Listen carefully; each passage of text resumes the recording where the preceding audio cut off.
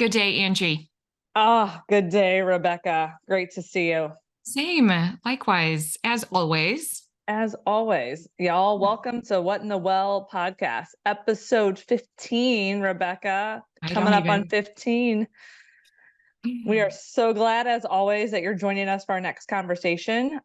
Each week, as you know, or every other week, we Whenever. are whenever we are trying to get into the regular mode to bring you real-time, relatable, and practical tips for things that we are experiencing as professionals and leaders and thought leaders in our industry and community, as also as busy working moms. And we hope that what we share, one thing resonates with you, or even if it doesn't resonate, hopefully you love joining with us to feel connected and you're not alone out there and you get a giggle every once in Yeah, a while. just We just want you to leave feeling inspired and having a practical tip or two you can have in your back pocket to use yeah. in your daily life. If nothing else, I make mistakes so that you don't have to. That's right. Or make mistakes and you can watch how we laugh at ourselves while we're making mistakes. So you can make mistakes and learn to laugh at yourself as well. It's I the consider dance. myself a professional mistake maker. Yes. Cheers. Uh, Look, Cheers. we both had our I, coffee cups. I am. Listeners, at the same time we brought up our coffee cups. I am. Cheers to making mistakes. Amen to that. I'm running on caffeine right now, so it's Me fine. too. It's fine. Speaking of making mistakes, our topic for today that we really want to unpack and spend some time with is letting go. Mm-hmm. So much of being able to make mistakes is letting go. Yeah. So the topic that we have today is letting go so that you and us can get going to do the brave, amazing things that we want to achieve in life. So, Rebecca, just curious, what does letting go to get going mean to you? Yeah. So here are a couple of examples. Let's just start with that. So it really letting go is critical to moving forward because you can't bring all that baggage with you. Now, some of it will stay with you forever, but you want it to be more like purse sized fanny pack if that's your thing, but not necessarily like big duffel bag on your back, right? So, Yeah, that just feels heavy. Think yeah, about a big duffel bag on your back. What's that feel like? it feels like, my son is 6 years old and he's kind of meaty, but he still thinks he's not meaty and smaller. And he always wants to like ride on my back everywhere. And it's like I want him to because I love bringing that little baby with me. But then I have to remember that he is not mine to carry on my back anymore. And I have to set Yeah. him down so that my back doesn't hurt, you know? Yeah, But it's heavy. yeah, It feels exhausting. What right. else when you're carrying that heavy backpack? Yeah. So, I mean, there's parts of it that are sentimental, right? You like feel like I'm not ready to let this go, or the opposite where it's sticking with you and you want to let it go and you just can't seem to do so. But we can't. You just can't bring all of that baggage with you forward if you want to truly step into the version of you that is right for the season. So, Absolutely. And yeah. so you mentioned a couple other examples. What are a couple? You said you had a couple in your pocket. Yeah. So two big things that are going on right now in my life. One is yesterday I just launched two new coaching packages. One is for my business coaching practice. The other is for my life and wellness coaching practice. And I have, Congratulations. hey, thanks. That's It's awesome. but so starting a business is um especially when you are the product, when you are actually the product, you are providing the service. It is easily one of the most vulnerable things that you can do because you're putting yourself out there like, hey, spend your money to spend time with me and I'm going to help you. And that's it's just kind of a pit in the stomach type thing to do. But I had to, especially when I was crafting those packages, I had to let go of my fears and vulnerabilities about it so that I could get going on it because I've been doing this for 2.5 years now. And it's just been iterative. And there's been a lot of stuff from my 20-year past career that I've really had to let go of and say, that was a good learning experience in that season. But there are pieces of it that I need to bring forward in order to be effective, and pieces of it that I absolutely have to let go if I want to get past this vulnerability of developing a new business and serving people the way that I want to. So that's just kind of like nerve wracking, right? But I'm doing it. Yeah, you're doing it. And you mentioned needing to let go of fears and vulnerabilities. What are a couple of things that you intentionally can you Yeah. share, like unpack that a little bit more for us? Like, what did you intentionally let go of so that you could produce these workshops, get into the flow to create them, and then put them out there? Yeah. Right. Because that's the goal. The get going is, where am I stuck that I need to let go of? Where do I need to let go of so I can get going to deliver some value or outcomes or reach a goal or Mhm. just get through the day sometimes? But what can you unpack that a little bit more? Absolutely. So I think it was our very first episode, which let's remember was like 15 episodes ago because we're on episode 15. So we talked about imposter syndrome. And when I was working for other people, there was a lot more validation. People are quick to tell you if you're meeting the goals or not. There are far less indicators when you're working on your own. I mean, you have clients or you don't, unless you ask explicitly for feedback, you usually don't get it. There's a lot of joy in seeing your clients successful, but a lot of times they don't outright tell you, like, hey, that was a good session, or hey, because of something we talked about, I was able to overcome something. A lot of times you have to ask directly for that feedback. Whereas when I was working in a corporate environment, that was a regularly scheduled part of my experience because my managers had to give me feedback. And so I had to let go of the idea that I was going to get a lot of external validation, that I was being seen, being heard, being effective. And that's been tough because you look out there at all of these people who seem to be thriving in the same thing that you're trying to do, and you sit there with this like weight of, can I actually do this? Am I the right person to do this? And who am I to try to help other people the way that I want to help them? Oh, so what I'm hearing, part of your process of letting go is comparing yourself against others too. Totally. Yes, So because there getting is out of no, your own way of the narrative that you're telling yourself, right? The yeah, imposter syndrome, and letting go and setting down the heavy suitcase or that mhm, backpack of comparing yourself to others. yeah, absolutely. Yep. So the other story, the other area of my life, more in my personal life is, I've talked about this before, but my daughter just started middle school, and it's Mm, like a change cornucopia. Like every time she comes home from school, it's like something new. And I'm just oh watching yeah. her power evolve. Like we went from the summer where it was like, oh, she's, still got that elementary school thing going on, into middle school. It's like, what, bam, like lockers, assignments that she's independently managing, 8 teachers instead of one, the social dynamics, the freedom, oh my gosh, I don't even know. It's just all of these things. And sometimes she seems excited about it. Other times she just seems, like she's struggling. And I have this strong desire, this deep seated love, but codependency to try to fix it for her. And there are all these Mm, things that I just have to let go of. I have no control. I have a lot less involvement with her school now.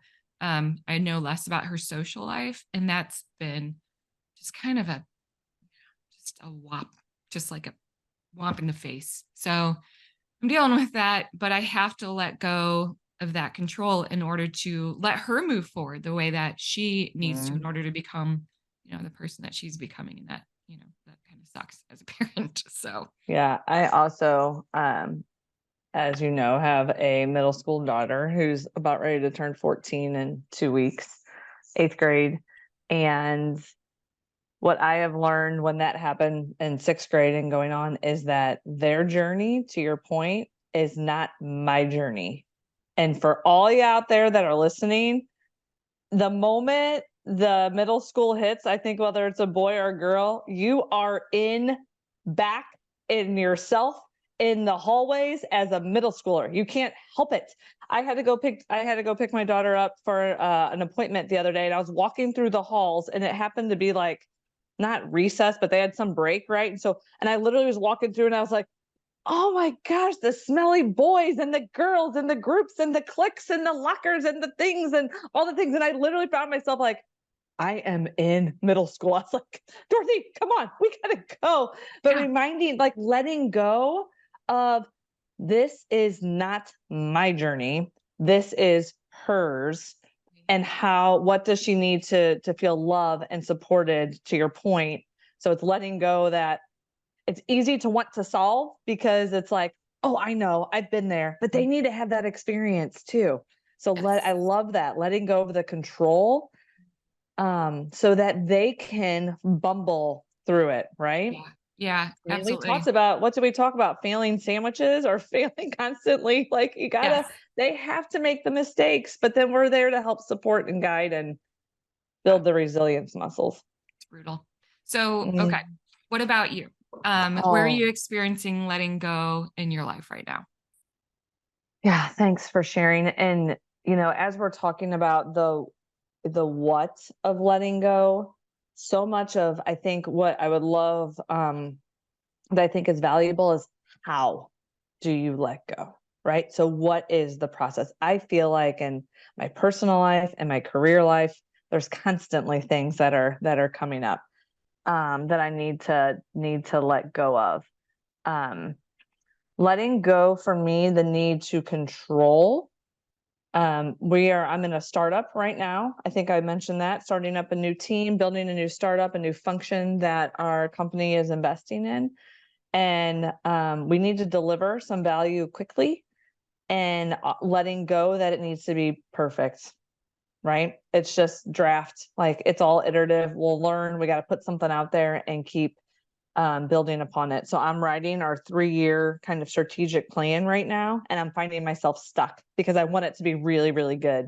And so I have to let go of, no, it's progress over perfection. Just get the draft out there and then build upon it, because it will be better once I start socializing it. So I have to let go of that expectation.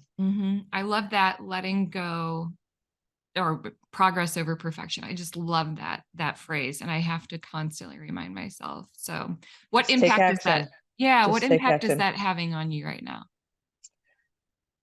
Being able to let go or not being able to let go? Let's go with both. Or, yeah. So the impact of, if I'm not able to let go, right, of I need to get this draft out there, the impact is that we're going to stay stuck and we need to get going.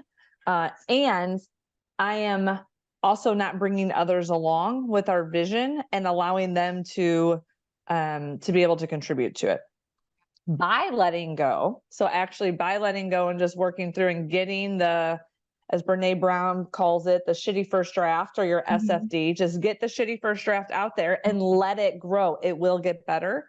And I believe that. And so now it's just getting it today. I get to finish the draft and I'm putting it out there next week. And then others are going to weigh in and we're going to build something that's going to be really good. Plus we're bringing people along in the vision of what we're trying to do and grow. So, which is also important. Yeah. But how? So, like the thing is, it's the how do you let go? And I was thinking about this. How do I let go, or what are some questions to ask when you're trying to let go of something? So, like Rebecca said, if you're feeling the heaviness, we called it the suitcase or the backpack, right? That you're carrying on your back, and it can be anything, and you do want to turn it into like the fanny pack, right? Yeah. It's not going to go away completely, right? Because we have our saboteurs and we have our inner critics, and it's not going to go away. But how do you let go enough so that you can get forward momentum or forward movement towards anything that you're trying to achieve? So, a couple of questions that I find myself when I find myself of like, I'm a little stuck and I need to let go or set something down or take it from feeling really big to, again, a fanny pack size. Here's a couple of questions I would offer up. And Rebecca, I would love to know your process as well. I ask myself, what's the current story that I'm telling myself about this? So what's the current story? So with the example of drafting up the strategic plan, what am I telling myself here? Wow, this is big. I really want this is the firm is investing in this. They're counting on us. I want this to be really, really good because we're trying to become a world-class coaching organization. And I want to make sure that our first out of the gate, that's the story I'm telling myself. That's the narrative. That's the pressure I'm putting on. So just having awareness about, just ask yourself, what is the current narrative and the story?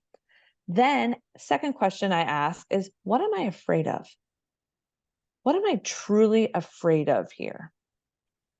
There's a little bit about exposure for me with this narrative, being seen, right? What if it's not good? So there's a little of like fear, I guess, right? Hmm. Of being exposed Yeah. Yeah, absolutely. here. Then I ask, what am I protecting myself from? So what's the story I'm telling myself? What am I afraid of? What am I protecting myself from? And then flipping the script on what could actually go right here. Let's say this rocket is like home run. What could go right? What am I longing for? What's the true desire? Yeah. And then decide, what am I going to do about this? Right. And I do that a lot instead of shaming myself or beating myself into it. Do it with some self love and grace. Like, Absolutely. just get curious. Mhm. What's the story? What am I afraid of? What am I protecting myself from? Yeah. What am I longing for? What could actually go right here? Hmm. And then Yeah. what's the next right step? What's the next baby step towards it? Yeah. I think about it like, especially in the situation where I am technically my own boss, would I want to report to me the way that my internal dialogue is going right now? Right?